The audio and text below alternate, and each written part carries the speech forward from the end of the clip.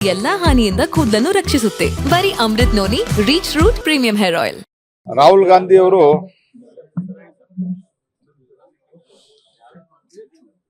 ಬಹಳ ದೊಡ್ಡ ಪ್ರಮಾಣದಲ್ಲಿ ನಿನ್ನೆ ಭಾಷಣ ಮಾಡಿದ್ದಾರೆ. ಮಾಸ್ ರೇಪು ಇತ್ಯಾದಿ ಇತ್ಯಾದಿ. ಮಾಸ್ ರೇಪ್ ಆಗಿದ್ದು ಈ 8 ದಿವಸದಲ್ಲ ಅಥವಾ ಬಿಜೆಪಿ ಜೊತೆಗೆ ಅಲೈನ್ಸ್ ಆದ್ಮೇಲೆ ಅಲ್ಲ, 1 ವರ್ಷದಿಂದ ನಿಮ್ ಸರ್ಕಾರ ಇದೆ. ನಿಮ್ ಸರ್ಕಾರ ಏನ್ ಮಾಡ್ತಾ ಇತ್ತು? ಮತ್ತು ನಾನು ಪ್ರಶ್ನೆಗೆ ಕಾಂಗ್ರೆಸ್ ಪಾರ್ಟಿ ಒಬ್ಬನು ಉತ್ತರ ಕೊಟ್ಟಿಲ್ಲ. ಕಾಂಗ್ರೆಸ್ ಪಾರ್ಟಿ ಎಲ್ಲದರಲ್ಲೂ ಎಷ್ಟು ಸುಳ್ಳು ಹೇಳ್ತದೆ ಅಂತ ಇದರಲ್ಲಿ ಬಹಳ ಸ್ಪಷ್ಟ ಆಗ್ತದೆ. 21ನೇ ತಾರೀಕು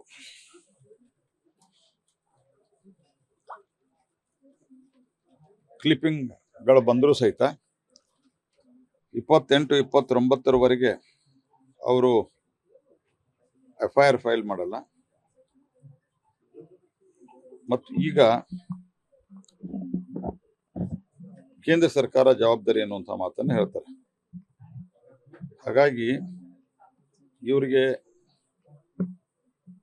ಎಲ್ಲದರಲ್ಲೂ ಪೊಲಿಟಿಕ್ಸ್ ಮಾಡೋದು ಬೇಕಾಗಿದೆ. ಇವತ್ತು ಅಡ್ವರ್ಟೈಸ್ಮೆಂಟ್ ಕೊಟ್ಟಿದ್ದಾರೆ, ಕೋರ್ಟ್ಗೆ ಹೋದ್ವಿ, ಅದರಲ್ಲೂ ಮತ್ತೆ ಕಮ್ಮಿ ದುಡ್ಡು ಕೊಟ್ಟಿದ್ದಾರೆ ಅಂತ, ಮಕ್ಮಲ್ ಟೋಪಿ ಅಂತ.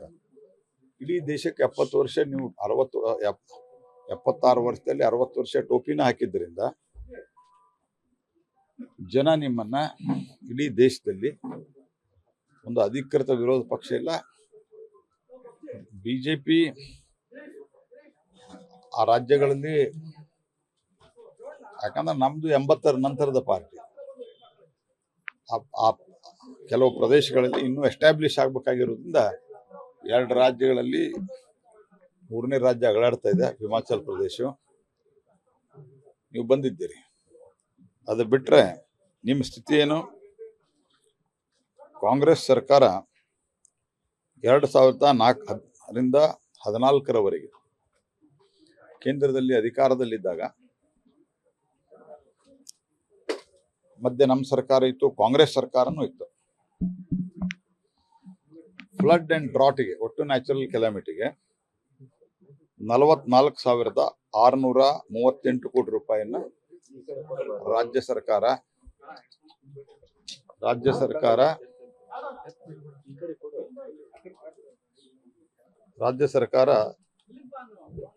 ವೇರಿಯಸ್ ರಾಜ್ಯ ಸರ್ಕಾರಗಳು ಸೇರಿ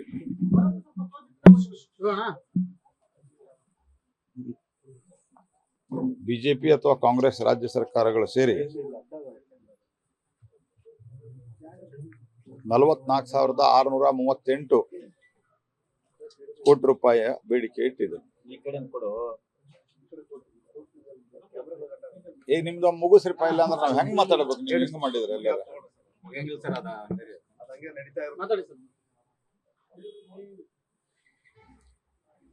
ಕಾಂಗ್ರೆಸ್ ಸರ್ಕಾರ 2004ರಿಂದ 2014ರವರೆಗೆ ರಾಜ್ಯದಲ್ಲಿ ಕಾಂಗ್ರೆಸ್ಸು ಬಿಜೆಪಿ ಕಾಂಗ್ರೆಸ್ಸು ಜನತಾದಳ, ಕಾಂಗ್ರೆಸ್ಸು ಬಿಜೆಪಿ, ಈ ರೀತಿ ಹಲವಾರು ಸರ್ಕಾರಗಳಿದ್ದು,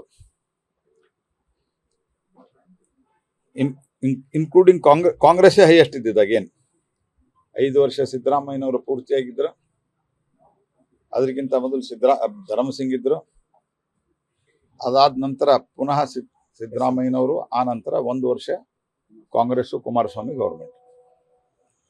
total demand for the drought and flood ಕೆಲವು ಕಡೆ ಬಂದಿತ್ತು 44,638 ಕೋಟಿ ರೂಪಾಯಿ 10 ವರ್ಷದಾಗ.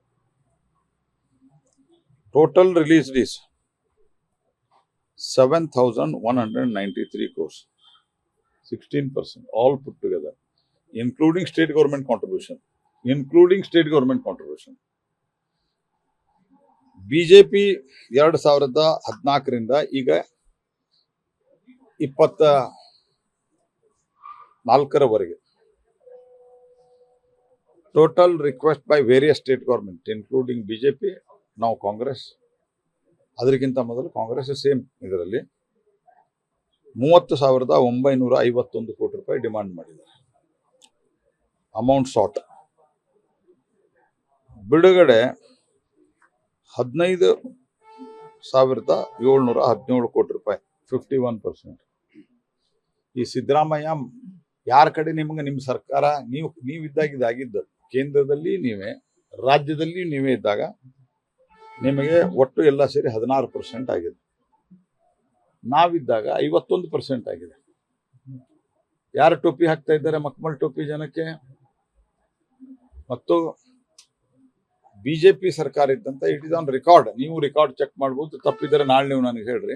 ನನ್ನ ಜೀವನದಲ್ಲಿ ನಾನು ಮಾತ್ರವಲ್ಲ, ನನ್ನ ಕೂದಲು ಕೂಡ ಆಗಿರ್ಬೇಕು ಸ್ಟ್ರಾಂಗ್ ಅಂಡ್ ಸ್ಟೈಲಿಶ್. ಬರೀ Amrit noni reach root premium hair oil ನೊಂದಿಗೆ. Reach root premium hair oil. ಹಿಂದೆ ಫ್ಲಡ್, ಡ್ರಾಟ್ ಇತ್ಯಾದಿ ಆದಾಗ ಕೇಂದ್ರದ ಯಾವುದೇ ಇದಕ್ಕೆ ಕಾಯಲಾರದೆ ನಾವು ರೈತರಿಗೆ ಮತ್ತು ಯಾರು ನಿರಾಶ್ರಿತರಾಗಿದ್ದಾರೆ, ಮನೆಗಳು ಬಿದ್ದವರಿಗೆ 5 ಲಕ್ಷ ರೂಪಾಯಿ ಕೊಟ್ಟಿದ್ವಿ. ಪರ್ ಹೆಕ್ಟರ್ 25ರಿಂದ 27 ಸಾವಿರ ರೂಪಾಯಿ ಕೊಟ್ಟಿದ್ವಿ. It is on record. ನೀವ್ಯಾಕೆ ಕೊಡೋಕ್ಕಾಗಿಲ್ಲ? 3.5 ಲಕ್ಷ ಕೋಟಿ ರೂಪಾಯಿ ಬಜೆಟ್ಟು, ನಾನು ಇಷ್ಟು ಬಜೆಟ್ ಮಂಡಿಸಿದ್ದೇನೆ ಅಂತ ಹೇಳೋರು. ಎಲ್ಲಿ ಹಾಕಿದಿರಿ ದುಡ್ಡು? ಎಲ್ಲ ಕರಪ್ಷನ್ ಮಾಡಿ ನಿಮ್ಮ ಶಾಜಾದಾಗೆ ಕಳಿಸಿದ್ದೀರಾ? ಏನು ವಸೂಲಿ ಮಾಸ್ಟರ್ ಬರ್ತಾರಲ್ಲ ಒಬ್ರು, ಅವ್ರಿಗೆ ಕೊಟ್ಟಿದ್ದೀರಾ? ಕಾಂಗ್ರೆಸ್ ಪಾರ್ಟಿ ಜನರನ್ನ ಮಿಸ್ಲೀಡ್ ಮಾಡೋ ಪ್ರಯತ್ನ ಮಾಡ್ತಾ ಇದೆ. ಆದರೆ ಜನ ಬಹಳ ಜಾಣರಿದ್ದಾರೆ. ಈ ಚುನಾವಣೆಯಲ್ಲಿ ಜನನೇ ಉತ್ತರ ಕೊಡ್ತಾರೆ.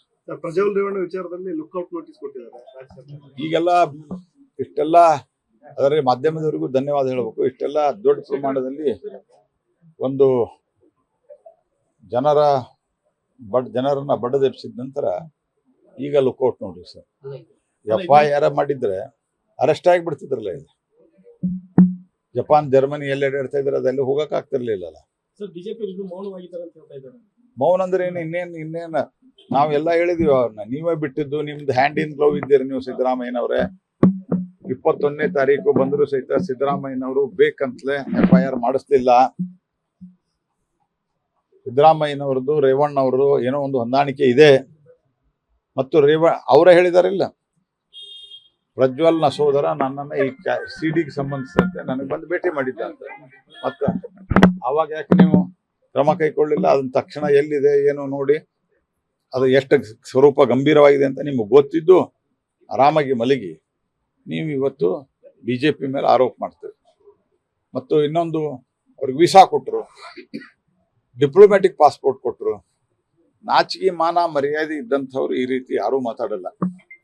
ಯಾಕಂದ್ರೆ ಯಾರೇ ಒಬ್ಬ ವ್ಯಕ್ತಿ MP ಆಗಿ ಆಯ್ಕೆಯಾದ 3-4 ದಿವಸದಲ್ಲಿ ಅವ್ರಿಗೆ ಡಿಪ್ಲೊಮ್ಯಾಟಿಕ್ ಪಾಸ್ಪೋರ್ಟ್ ಸಿಗ್ತದೆ.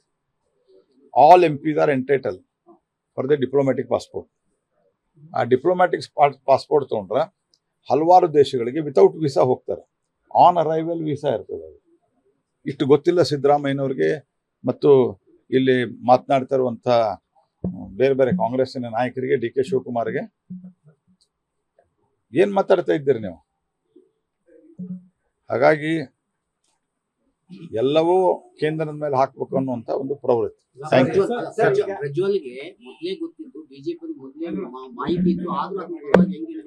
ನೋಡಿ, ನಮ್ಮ ಕಡೆ ಯಾವುದೇ ರೀತಿಯಾದಂತಹ ಮಾಹಿತಿ ಇನ್ ದಿ ಸೆನ್ಸ್ ಯಾರಿಗೋ ಒಬ್ಬರಿಗೆ ಟಿಕೆಟ್ ಕೊಡಬೇಕು, ಯಾರಿಗೋ ಒಬ್ಬರಿಗೆ ಪ್ರಮೋಷನ್ ಆಗಬೇಕು ದೊಡ್ಡ ಮಟ್ಟದಲ್ಲಿ ಅಂದಾಗ, ಈಗ ಯಾವುದೇ ಆರ್ಗನೈಸೇಷನ್, ನಮ್ಮ ಆರ್ಗನೈಸೇಷನ್ದಲ್ಲಿ ಪ್ರಮೋಷನ್ಗಳ ಬಂದಾಗ ಎಲಿಗೇಷನ್ ಹಾಕ್ತಾರೆ. ಈಗ ನಮ್ಮ ಡಿಪಾರ್ಟ್ಮೆಂಟ್ ಅಲ್ಲಿ ಅನೇಕ ಎಲಿಗೇಷನ್ ನಮ್ಮ ಹತ್ರ ಬಂದಿರ್ತಾರೆ. ಆ ಎಲಿಗೇಷನ್ದಲ್ಲಿ ಏನಾದರೂ ಒಂದು ಮಿನಿಮಮ್ ಆದರೂ ಪ್ರೂಫ್ ಸಿಗಬೇಕು. ನಮ್ಗೇನಾದ್ರೂ ವಿಡಿಯೋನ ಸಿಗ್ಬೇಕಂತಿಲ್ಲ. ಈ ರೀತಿ ಆಗಿದೆ ಅಂತ ಹೇಳಿ ಒಂದು ಯಾವುದೋ ಪತ್ರ ಬಂದಿತ್ತು ಅಂತ ಹೇಳ್ತಾರೆ. ಅದರದ್ದು ಸತ್ಯಾಸತ್ಯತೆ ಬಗ್ಗೆ ಇನ್ನೂ ವೆರಿಫೈ ಆಗಿಲ್ಲ. ನನ್ನ ಪ್ರಕಾರ ನಮ್ಗೇನೂ ಗೊತ್ತಿರಲಿಲ್ಲ.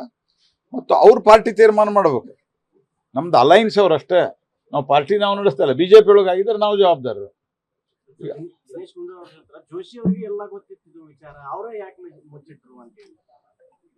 ಅಲ್ಲ, ಅವ್ರಿಗೆ ಗುಂಡೂರಾಯರಿಗೆ ಅವ್ರ ಕನಸು ಬಿದ್ದಿತ್ತು, ಜೋಶಿ ಅವರಿಗೆ ಗೊತ್ತಿತ್ತು ಅಂತ ಹೇಳಿ.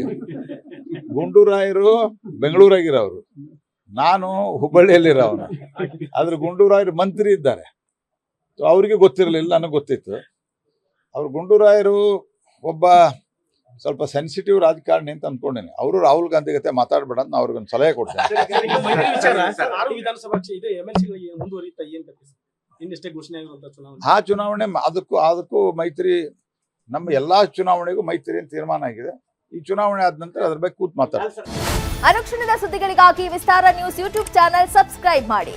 ಹೊಸ ಸುದ್ದಿಗಳ ನೋಟಿಫಿಕೇಶನ್ಗಾಗಿ ಬೆಲ್ ಐಕಾನ್ ಕ್ಲಿಕ್ ಮಾಡಿ. ಲೇಟೆಸ್ಟ್ ಅಪ್ಡೇಟ್ಸ್ಗಾಗಿ www.vistaranews.com ವೆಬ್ಸೈಟ್ಗೆ ವಿಸಿಟ್ ಮಾಡಿ. ಅಂಗೈಯಲ್ಲೇ ಜಗತ್ತಿನ ಸುದ್ದಿ ತಿಳಿಯಲು ವಿಸ್ತಾರ ನ್ಯೂಸ್ ಕನ್ನಡ ಆಪ್ ಡೌನ್ಲೋಡ್ ಮಾಡಿ.